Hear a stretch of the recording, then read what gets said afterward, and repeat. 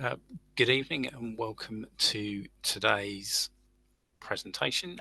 My name's Paul Davis and this is Kevin Tutt. Hopefully, Afternoon. you have all joined in for today's webinar, What to Do with Your Australian Super If You Live in the UK. So I am going to run through things now and then we're going to get started. So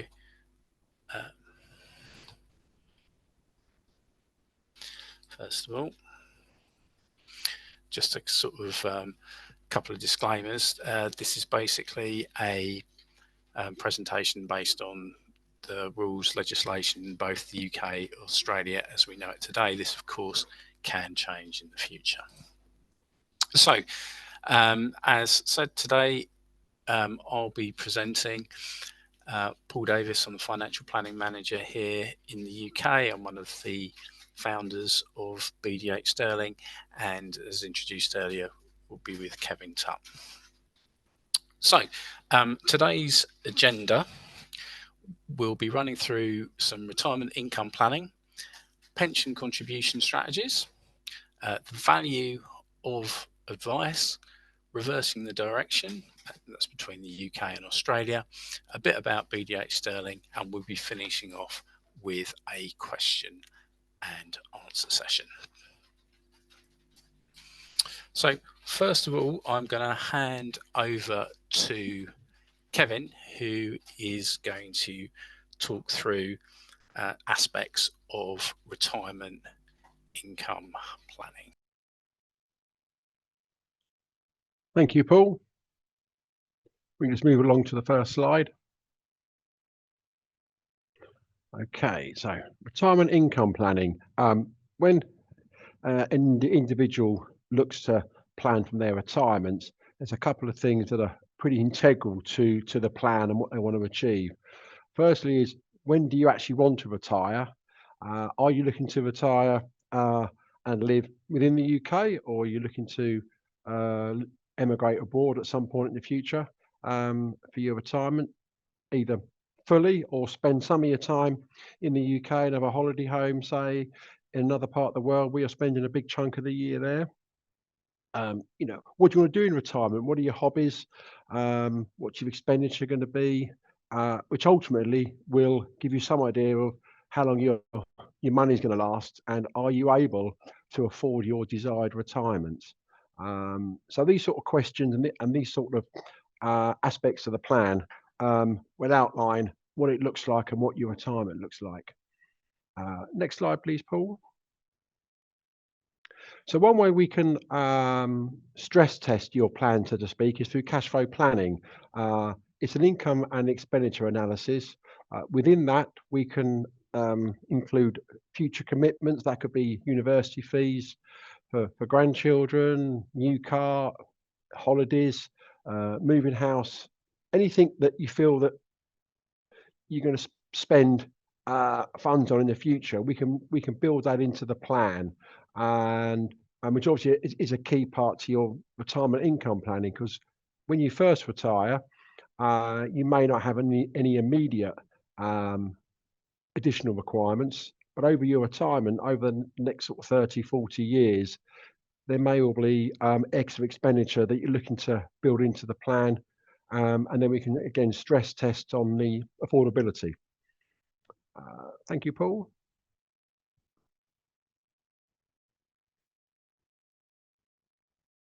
So the cash flow forecasting, there's a couple of examples on the right of the scheme, on the right of the slide, sorry. The top forecast has an element of red on the right-hand side.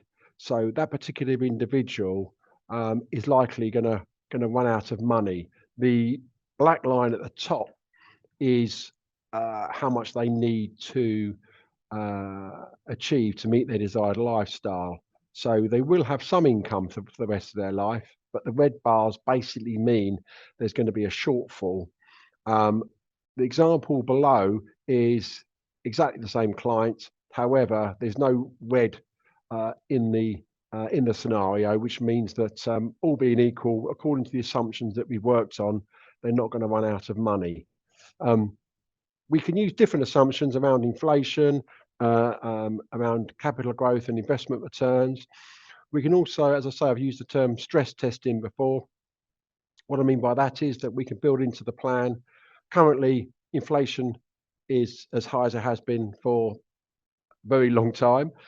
So we could say over the next 5 years, inflation stays at 6, 7%. 5 years after that, it drops down to 3 or 4%. How does the plan change if the inflation levels change? Investment returns, some years you're going to get quite healthy investment returns. Other years it's going to be quite flat. Currently at the moment, you'll experience some negative returns. So again, we can build that into the plan as well, to cover off every eventuality. Thanks, Paul. I'll now pass you back over to Paul for section 2. Thank you. Thanks, Kevin. So now we're going to talk a little bit about pension contribution strategies.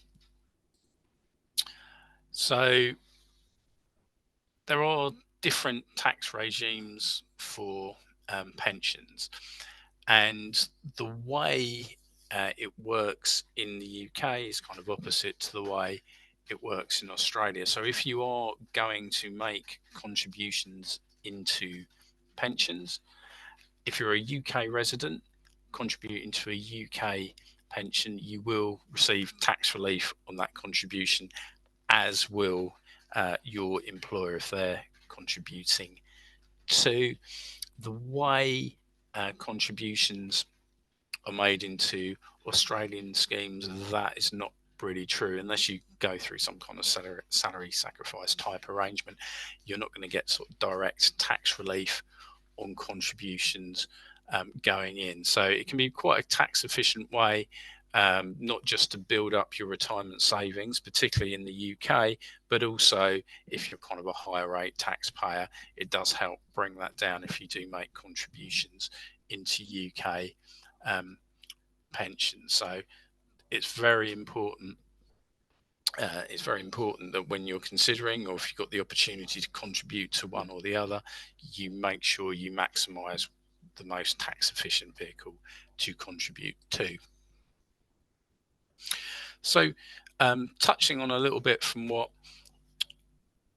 Kevin was speaking about earlier, when we kind of ascertain or we look at people's financial planning here in the UK, one of the first things we need to do is identify where income can come from. Now, a lot of people look at retirement and they assume that's going to come from pensions or even come from Australian super, but there are other products and there are other types of efficient vehicles that you can save into, such as ISAs, for example, and in some cases offshore bonds as well. But the key thing to remember is that different sources or different products will have different benefits at the end of them. So for example, UK pensions, you'll have an element of income, you'll have 25% tax free. If you're retiring in Australia from Aussie Super, you can get everything tax free, but obviously that's slightly different, which we can come on to later if you're retiring here in the UK. So broadening out on that, the use of investment tax wrappers are very important. ISAs could be a potential thing to save in if you're here in the UK. They're tax-free, tax efficient, and it will allow you to take the funds out at any time you like, but you can obviously leave them there until saving. If you're moving back to Australia, you have to then think a little bit more carefully about any sort of tax wrappers that you have built up in the UK, because they might not work so tax efficiently as they would do if you were a UK tax resident when accessing. So I'm going to hand back to Kevin now to talk a little bit about the value of advice. Thank you, Paul. If you could click on the first slide of section 3, please.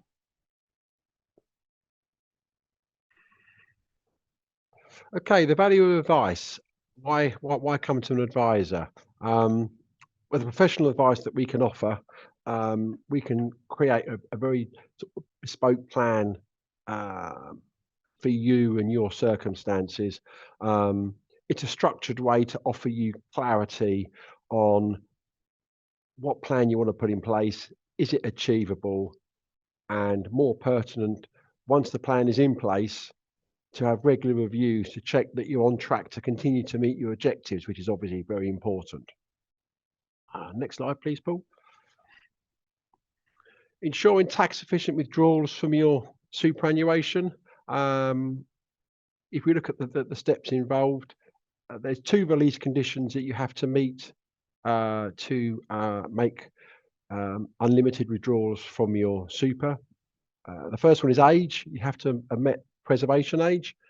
And secondly, excuse me, secondly, you have to be retired. Alternatively, reach the age of 65. If you're 65 and still working, it doesn't make any difference. You can make unlimited withdrawals. But prior to age 65, preservation age, and being retired. There is a sliding scale on preservation age, but currently, if you were born after July 64, the preservation age will be 60. Um, Foreign service relief, you may be able to claim foreign service relief on your withdrawals, which will make them very tax efficient. There is a specific return that you need to lodge with HMRC to see whether you're eligible for foreign service relief. And that's something here at BDH that we can give you advice on and help you with HMRC in claiming foreign service relief if it's applicable to you. Broadly speaking, when you're ready to make the withdrawal, there'll be two components within your superannuation scheme. There'll be the taxable component and the non-taxable component. It's worth remembering that here in the UK, if you had a UK pension, you can withdraw your 25% tax-free cash and keep the balance for a later date and use that as income or future withdrawals as and when required. When you withdraw from your superannuation, you have to take the taxable component and the non-taxable component at the same time. Not all of it. However, to give you an example, if you had a superannuation and let's say a nice easy example, there was the value is calculated at 50% taxable and 50% non-taxable. Every $100 you bring over to the UK, $50 in theory is tax-free and $50 would be taxable. But you have to bring the same percentage, the same proportion over on each withdrawal. Just be careful on the cure ops rule. If you had a superannuation in Australia, which previously was in receipt of a UK transfer from a UK pension, the rules on how it's taxed is slightly different. But at BDH, we can work those calculations and give you the advice if it's a straightforward superannuation scheme, or in fact, previously you've had a UK transfer transferred in. Okay. Next slide, please, Paul. Just finally on the Department of Australian superannuation payments. That's only available if you've left Australia on a temporary visa. You'll be entitled to have the super balance paid to you. It is taxable. It's not something which at BDH Sterling we give advice on specifically, but if you were a resident of Australia and left on a temporary visa, we can certainly help you with the government website you need to apply to get your Australian superannuation paid over to you. It's not something that BDH Sterling specifically give advice on. Thank you, Paul. I now pass you back to Paul for section 4. Thank you. Thanks, Kevin. So now I'm going to talk a little bit about reversing direction. So a lot of people move between the UK and Australia and the UK, and they do this kind of more than once during the course of their lifetime. So it's quite important to consider what you should be doing during the periods of time that you're in one country or another. As Kevin alluded to earlier, super access is possible from preservation age 60 or age 65. You'll meet condition of release whether you're working or not. Age 60, retired. Unlike if you were moving in the direction of UK to Australia, you can't actually physically transfer your Australian super into a UK pension scheme, and that's very important to ascertain. I think the main thing to consider, which we've sort of considered before, and how we break down those payments, is that if you are going to be retiring in the UK, you haven't drawn or fully withdrawn your Australian super, it will have to come to you as a sort of lump sum or income payments. And as Kevin alluded to earlier, there are going to be component parts as to what is tax and what is not subject to tax in the UK on those parts. It's tax-free coming from the Australian super, but the double taxation agreement between the UK and Australia means that the taxing rights are with the country that the individual is resident in. For those who are not close to retirement, we can help with investments within the Australian super. We've got licensed advisors in our offices in Perth, Melbourne and Sydney that be able to manage your fund whilst you're in the UK and waiting for retirement.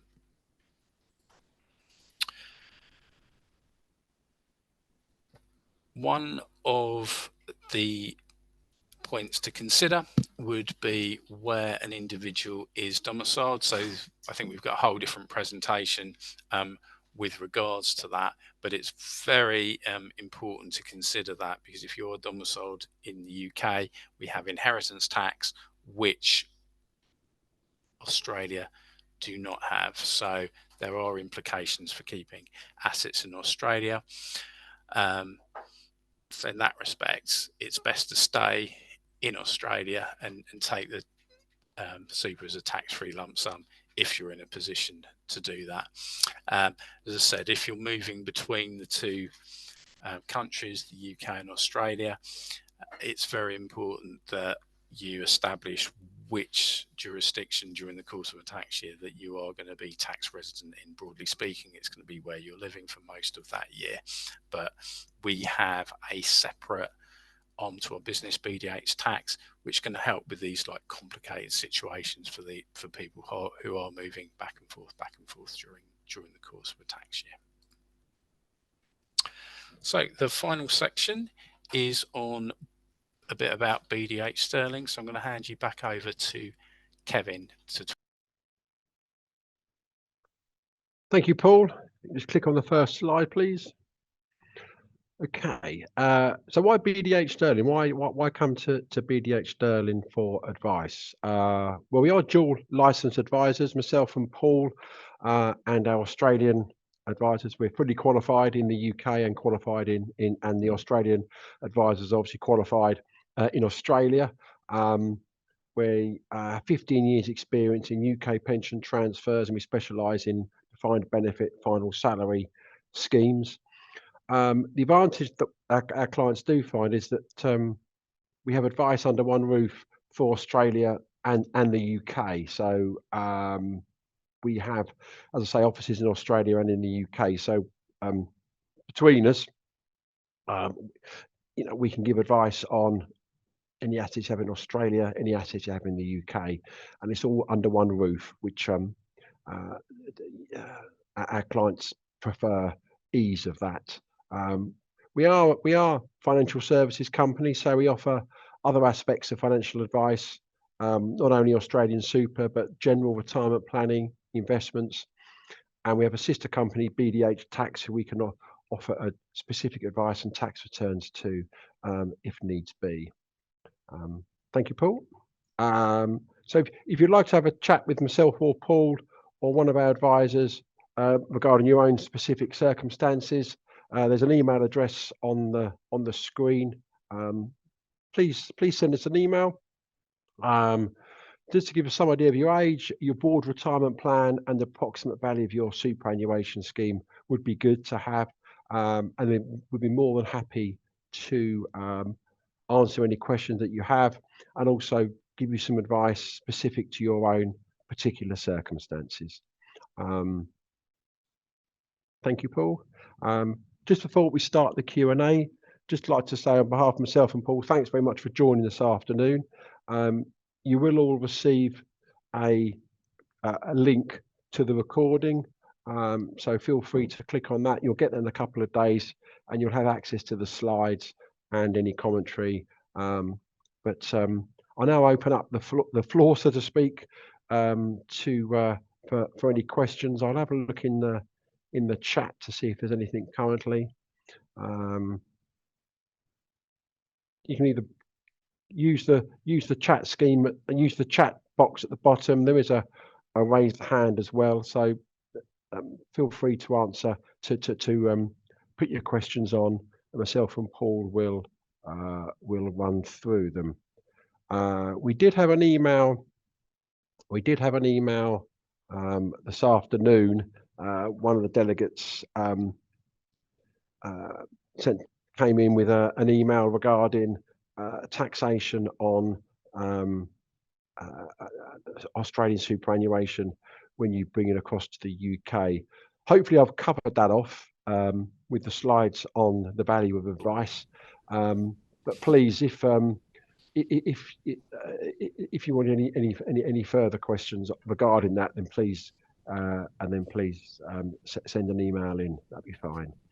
Okay, so I've just got something in our question and answers box to saying the chat is showing as disabled. So sorry about that. I'm not quite sure why that is, but you should be able to go into the question and answer section on the screen and ask some questions. And I do see a couple have dropped in already. So do you want to go first, Paul? So let's have a look at some of them. So first question: if you cash in your Australian super as a lump sum into your Australian account, move it over, how does the UK consider that for tax? So in terms of the UK, you would be considered in receipt of that if it's going into one of your accounts, even if it is in Australia. So with Australian super, because it doesn't run through any kind of UK tax system as would a UK pension, which goes through the UK PAYE system, you would have to declare it on a tax return.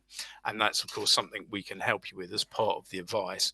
When you obtain that lump sum, we can actually, BDH Sterling can give you advice on where and how you put that on your return for maximum tax efficiency, going through kind of some of the components that Kevin talked about a little bit earlier in the slides. But that's certainly something we can help and give advice on. But if you're a UK tax resident, it doesn't really matter what account you pay it into to that extent. Quite often people do pay into an Aussie bank account. It's in Aussie dollars. They move it as and when the exchange rate might benefit, and the tax will be assessed in the UK when a tax return is completed. Thank you, Paul. Another question was, I'm a New Zealand citizen and worked in Australia for approximately 6 years. I now reside in the UK. I'm not at retirement age. Given I won't be moving back to Australia, can I take out my Australian super in a lump sum? Yeah, so that's an interesting question, because if you are a UK, if you're in the UK, but you're a New Zealand resident and a New Zealand national living in Australia, you don't quite get the same rights as a temporary resident would do because of the Trans-Tasman Agreement between the UK and Australia. You wouldn't be entitled to that DASP, Departing Australian Superannuation Payment, which you can take at any time. And that's, yeah, I mean, that's that's one of the sort of nuances of the Trans-Tasman Agreement between Australia and New Zealand. Thank you, Paul. Another question: do you give tax advice in Australia and the UK? Yes, we do. We have, if you want specific tax advice, things that are covered off, say for your tax return, etc. Our sister company BDH Tax will be able to engage you and give you that advice. So that's something we can certainly help with. Yes. Just going down to the next one. Yeah, essentially is the only way to receive your Australian pension tax-free to be resident in Australia at the time. So this brings us on to an email we had from one of our prior to this, a question prior to this. The answer to that is yes. So if you're Australian tax resident and you have met the conditions of release, like preservation age or age 65, and still working, you can receive your Australian benefits tax free. Because of the double taxation agreement between the UK and Australia, the taxing rights for whether it be UK pensions or whether it be Australian super, the taxing rights, the tax rules are with the country you are tax resident in when you withdraw that. So that's just kind of the rules between the two countries. So yeah, I mean, if you're in Australia receiving a super, it's just the rules there in Australia, which, you know, as I say, can be tax free if you meet conditions of release. If you're in the UK and you're tax resident, then it's UK tax rules that apply. But as said earlier in the presentation, there are kind of component parts where you can get some of your benefits tax free or a reduced tax rate. Thanks, Paul. Next question was, what is the percentage rate of tax for the taxable component? That all depends. The tax is charged at your marginal rate. So if you're a 20% taxpayer, then you'll pay 20% tax. If unfortunately the amount of the withdrawal pushes the taxable component part pushes you into a high rate part, then for part of that withdrawal, you may well pay 40%. Part of the withdrawal strategy at BDH that we work to is we would obviously look to at what level of income, therefore what level of withdrawals that you require, but also try and make sure that the withdrawals that you receive don't push you into a higher rate bracket, because as I say, the bottom line is the taxable component, as Paul said, is added onto your income, and you'll pay tax at your marginal rate. Okay, next question. Oh, yeah, the July 64 age rule. There is actually a table on the ATO, Australian Tax Office's website on super, which is easy to find. To just says what kind of the year you're born and between what ages where you actually fall. So we can kind of send that link across. I've got that. Sorry to interrupt, Paul. I've got that access to that graph in front of me. So if I just I was born in March 1964. I was a visitor. I was born in March 64. So March 64, your preservation age will be 59. So you can access your super at age 59 if you're retired. If you're still working, then the 65 will come into play. Or obviously, if you retire before 65, if you retire at 63, because you're past the age of 59, then you can get access at 63. Next question. I know you have a fee for that service. Does that include helping me work through until retirement age around 18 months' time? So what we can do is we can provide financial and retirement planning for people. I think during the course of the presentation, Kevin ran through or introduced the concepts of cash flow forecasting, which would include all your income, expenses. Income could be coming from at the moment could be coming from employment. In later in retirement, it could be coming from UK pensions and from Australian super. So we can take into account all that when setting out a retirement plan, and that would include withdrawals from your Aussie super to help A, fund your retirement, and B, look at the most tax efficient way of taking that. Okay, just going to go back to another question. Oh, the chat box is moving around, so It is, going yeah. to go So back it's my to. fault. Sorry. Oh no, I'm just going to go back to the question. Was I've already reached preservation age and intend to fully retire the next 12 to 18 months, drawing down from my super on a monthly income. Do I pay tax on normal HMRC tax scale each year? Well, the short answer is yes. I mean, it is your marginal rate, so it is added to your income. One thing I would say on that is that depending on how regularly you take the withdrawals, it's taxed slightly differently. So, if you take withdrawals, well, if you take it monthly, that's classified as income. If you took withdrawals less frequent, say annually or half yearly, that's classified as withdrawals and not income. And there's a slight difference in how they're taxed. So it's always best to get some professional advice to ascertain how best to take them in the most tax efficient way. Yeah, So I hope that answers the question. yeah, and just to add to that, and again, kind of re-emphasising the points already made, there are, although it's accessible for tax in the UK, if you withdraw Australian super, as you said before, what we can work out, there are component parts that are taxable and non-taxable as per the UK legislation. So your fund, your super fund, is broken up into several parts. The rules for uh, Australian or any sort of foreign pensions being paid to a UK tax resident were changed in 2017, March 2017. But some of those rules were grandfathered over. So there is an element that built up before that, that's where you're entitled to what's known as foreign service relief. So there's a foreign service relief part, there's a growth part, and there's a tax-free cash part. So although it comes under UK tax rules, it's not taxed exactly the same way as it would if you took your benefits from a UK pension. Thanks, Paul. Next question, just to throw a curveball in here. Let me just go back to that question again. It's moved again, isn't it? Yeah. Sorry, our chat box moves every time there's a new question that gets added on. Just to throw a curveball in, we're in the UK, but we're looking to set up in Italy, accessing our superannuation from there at the relevant time.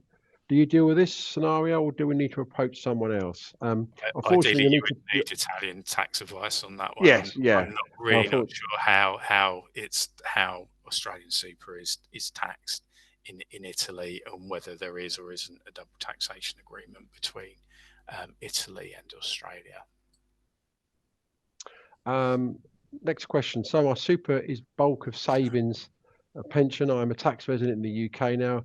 Am I better off taking the super pension in UK rather than transferring the lump sum? If you mean, yeah, that's quite a tricky one. So, if you're tax resident in the UK, so just if you're tax, so I think the principles to think about: if you're tax resident in the UK, the taxing rights on both your UK pensions and your super is with the UK. That's basically it. So when you're taking your benefits from a UK pension, they're taxed as per the UK pension rules. 25% of it can be tax free if I'm taking that already, and the rest, as and when you take it, will be assessable for tax at what would be your PAYE level. So your basic tax rate. We said before, if you're taking money from Australian super, again the taxing rights are in the UK, but again there are component parts which need to be worked out as to how much of that is actually going to be taxed. So I hope that kind of answers that. The next question, what is the cost of your financial planning services? So I think the first thing to say is that any initial meetings we have, or an initial consultation or introductory meeting, we don't actually charge for. So I think from that point on, we kind of assess such your situation for financial planning. So we do an introduction meeting, we'll kind of introduce, which you've seen a little glimpse of, the concept of cash flow planning, and then we can like take it from there, depending on kind of what assets you got, what issues you have, what objectives you have, as to how much we charge. We can send the details of our fees across, but it might be slightly different for different people. Next question: do you see the current arrangements changing as a result in the UK Oz free trade agreement? To be honest Yeah, with you, it's a sorry, different. Paul. It's a difficult. Well, that's a difficult one to answer, because the freedom of movement between the UK and Australia has been very good over the years, even without kind of the trade agreement being in place. Whether it will mean that some of the rules, some of the um, ideas might change as a result of that sort of close relationship, I couldn't possibly say. So one of the things, one of the fundamental differences from a pension perspective, is if you've got a UK pension and you move to Australia, although there's a couple of hoops to jump through, it is possible to transfer the benefits within a UK pension to an Australian super. At the moment, you cannot transfer Australian supers out of Australia. There are a couple of exceptions, I think, to maybe New Zealand supers, but generally speaking, you can't do that. Whether that will change in the future, I can only speculate on, but that might be something. But there's nothing really firm or discussed about that at this moment in time. Thanks, Paul. I'll take the next question, which is: if you cash your super into an Australian account, are you taxed in the UK at that time? If so, best to wait to the exchange rate. As soon as the as soon as the superannuation provider releases the withdrawal into your Australian bank account from HMRC, that's when the withdrawal is made, regardless of the exchange rate. So you'll put that amount, or some of that amount, the taxable amount, on your UK self-assessment tax return. Now, obviously, you will put on there the date you received the withdrawal, and then and the time of that, the currency exchange rate on that date. So you are tied. You've got a bit of leeway because it's per tax year.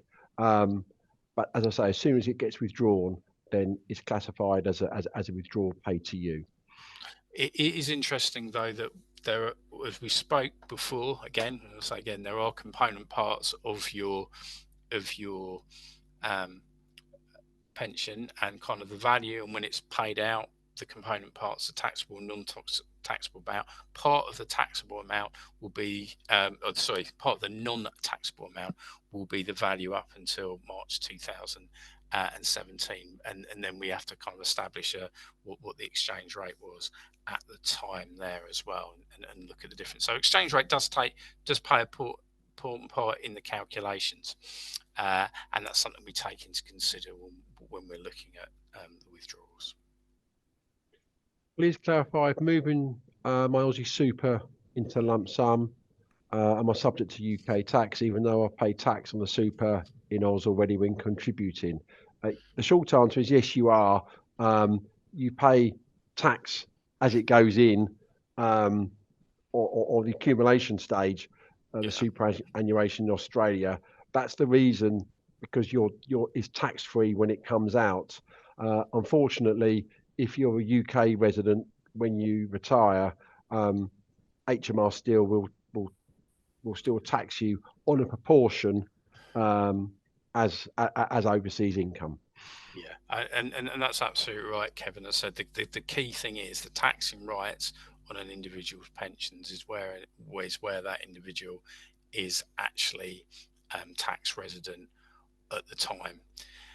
If someone was going, as we spoke earlier about people moving between one country and the other, if an individual was to transfer their UK pension to an Aussie super, they'd be in a much better position because they'd be getting tax relief on the way in when they pay into the UK pension, tax-free growth within the UK pension. And if they're looking to retire in Australia, they could potentially transfer their pension over into an Australian super, provided it meets certain conditions, and take their benefits out tax-free. Unfortunately, the other direction, it doesn't work so favourably from a tax position.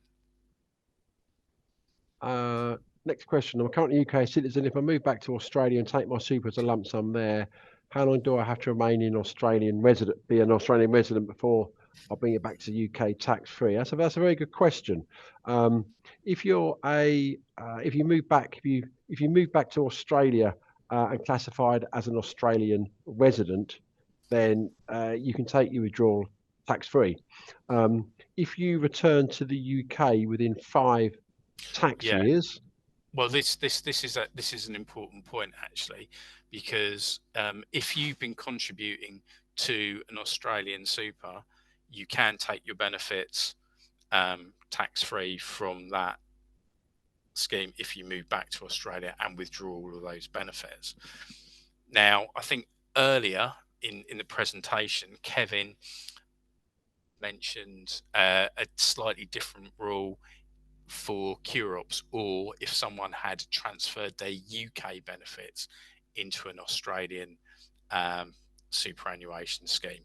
So it depends on how those benefits were built up. So if it was built up purely with contributions going in from your time you were resident in Australia, you can take all your benefits out, providing you're meeting preservation age and the conditions of release when you're tax resident in Australia, and you can come back to the UK. There's no tax consequences. However, if that Australian super had a UK pension transferred into it first, there's slightly different rules surrounding that. So it's very important to establish how that fund was built up, and was it built up with any UK pension transfers in. Just looking down the list of questions, some of the questions I noticed that people have asked at a later stage are very similar to some of the questions we've already answered. So rather than avoid repeating ourselves, if you've answered one of those questions, you probably find that hopefully we've answered some of those already. I'm staying in. Are you saying that one of the tax-free components of Australia super is not taxable in the UK? That is correct. There's, as Paul alluded to, there's sort of predominantly three components: foreign service relief, tax-free component, and the taxable component. The taxable component is taxed in the UK. The other two components, depending on the foreign service relief being applicable to you, those components will be tax-free in the UK. So not all of it is taxed, just certain components.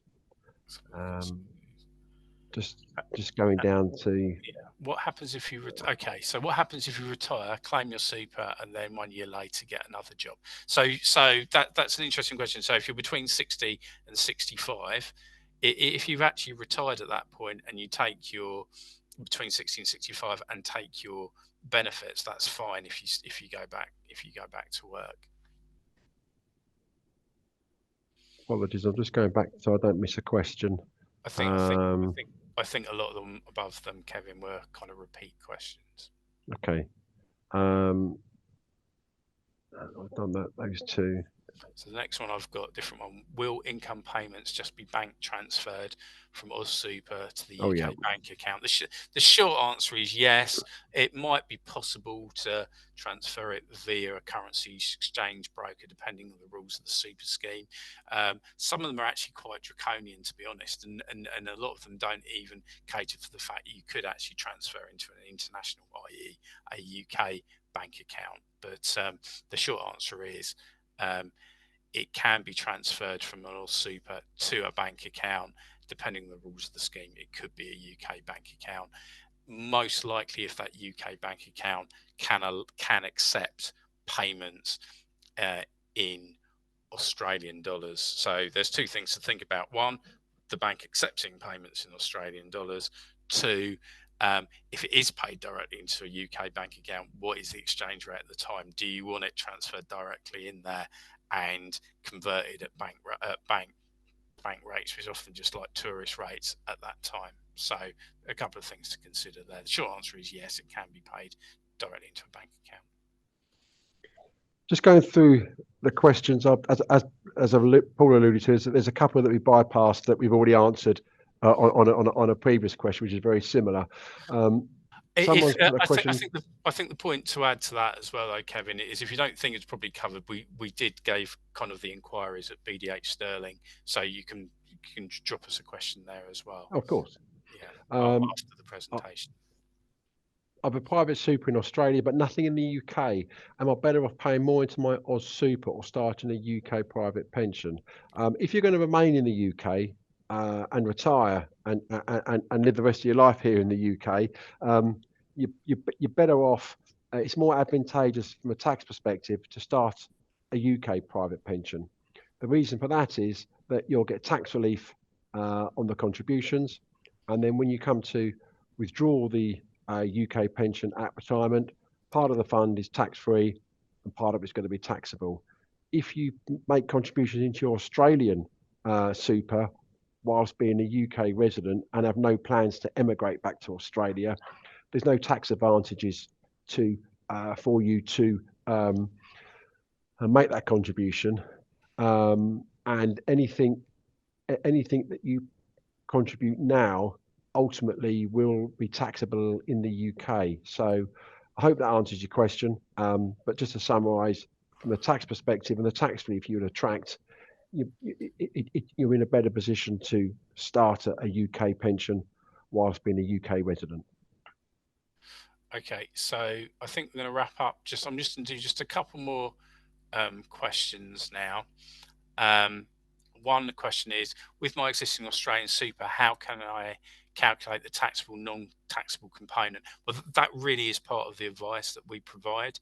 We've received tax advice and tax opinion on this, and we're quite comfortable that we're able to do those calculations for you and also help you present that on your tax return. And one last question I have there is, Kevin mentioned 5 years. Is that only for a UK pension transferred component? I'm not sure off the top of my head what that part refers to. I mentioned 5 years when if you move back to the UK within 5 years. Yeah. Okay, so so 5 years. If you move back to the UK, that would, if having withdrawn from your Australian super, that would be had that Australian super had a transfer in from a UK pension, but otherwise it was just built up with Australian employee contributions, and that's how the super was built up. No UK pension transfers in. You don't really have to worry about the 5 years. And finally, what is foreign service relief? Well, yeah, we did mention this.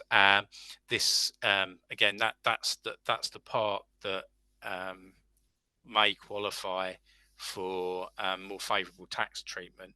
That was built up before April 2017 as a result of a rule change by HMRC on how foreign pensions are taxed in the UK.